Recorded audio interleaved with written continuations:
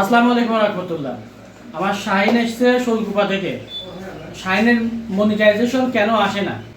Main বিষয়, যাদের monetization আসে না তারা কাজ করে, তাদের যে একটু ফোনটা দেখাবেন।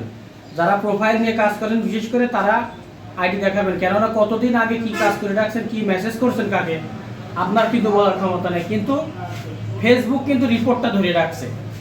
আপনি এই রিপোর্টটা যেভাবেই হোক ডিলিট করার চেষ্টা করবেন। যে কাজ বোঝে তাকে দিয়ে। ওর রিপোর্ট ছিল কতগুলা? 25টার উপরে রিপোর্ট ছিল। মানে কাজ করে যাচ্ছে, ও নিয়মিত কাজ করে, স্টার পায় ভালো। ওর কিছু স্টার সেন্টার আছে, কিছু বড় ভাই আছে, ওরা কাজ করে। আমার 3 রিপোর্ট ছিল, তিনটা কাটিয়ে দেওয়ার পরে তারপরে আমার 1 সপ্তাহের মধ্যে পে আউট সেটা পাইছে এই শরীরবিদ্যে কাজ করা। আর আগে যে পণ্ডিতের কাজ যেতাম 7 মাস ঘুরেও আমার বাবা ডিম পাড়া আসার আছে। দেখা যাক।